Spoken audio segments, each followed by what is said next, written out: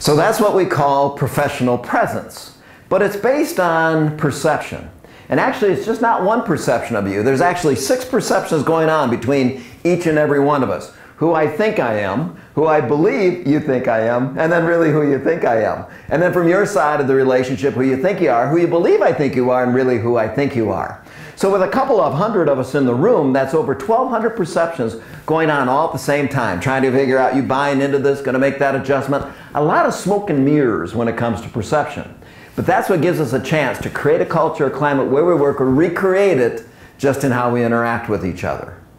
And this perception is not only powerful, it happens quickly. According to a study by Princeton University, it may take as little as 100 milliseconds, a tenth of a second, to form an impression of another person to decide whether or not he or she is attractive, trustworthy, competent, and likable. A tenth of a second. It takes 2/10 of a second time to change a facial expression. We're late. Take a look at that list. Attractive, trustworthy, competent, and likable. I'll tell you what, if it took 10 years to be accused of that, it'd be worth it. So in a funny sort of way, in all your relationships with your customers and your co-workers, your vendors and suppliers, it's opening night, a tenth of a second at a time. People watch you as you pull into the parking lot, as you head down the hallways, you come into the meeting, looking for any leakage, any seepage, any inconsistency in your behavior to see what today's going to be like. So one of the things I want to share with you today is what I call the personal brand. To make sure we establish and maintain our personal brand. Now a trademark would be your name. And when people hear your name, they have an expectation, a perception of what to expect when they work with you. And what we find is that the personal brand will guarantee that we live up to our reputation. Now, 2,500 years ago, Aristotle would have called this ethos, your credibility, your trustworthiness. What do people think when they think of you? If your reputation precedes you, what is it? Today, we're going to call that the personal brand. And I call it a brand pyramid. And I want you to think of this in your mind like a pyramid, and the foundation of the pyramid is what we will call features. So let's take a look at that bottom rung, which are features.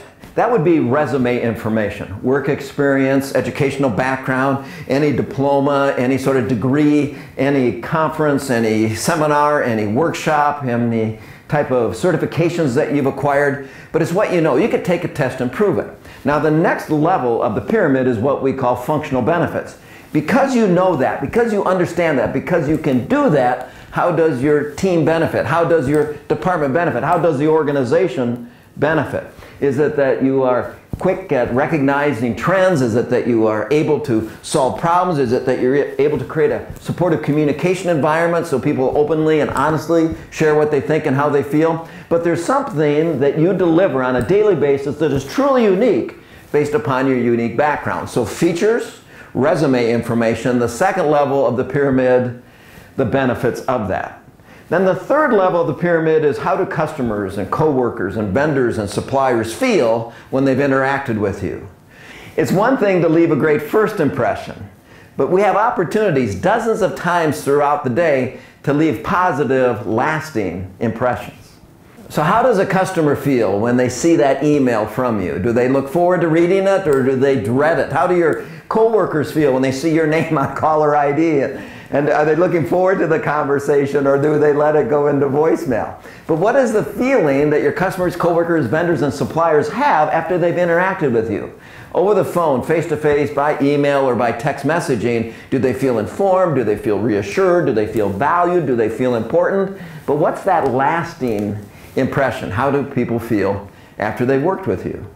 And then the next level of the pyramid are your values and your ideals and your principles in which you make your decisions, the standards that you use to make sure that you are being ethical and you have integrity. And then at the very top of the pyramid is your personality. Are you peppy? Are you positive? Are you realistic? Are you practical? Are you a pessimist? But what's your personality like day after day, week after week, month after month, year after year? And have we thought about that lately? Remember when you got the job, how excited you were, called your family, called your friends, said, I got the job, I got the job. You didn't know who you were going to work with. You didn't know what new skills you were going to develop. You didn't know what kind of obstacles you were going to need to overcome. Now today, we're reluctant to go to work. We're hesitant because there's some changes in the structure, changes in technologies and processes. You know what? We should be just as excited about going to work today as we were the first day, because we have so many more resources available to us. You know who to call, who's got your back, who has that information, that sits on that committee that can help you and your team reach their goals.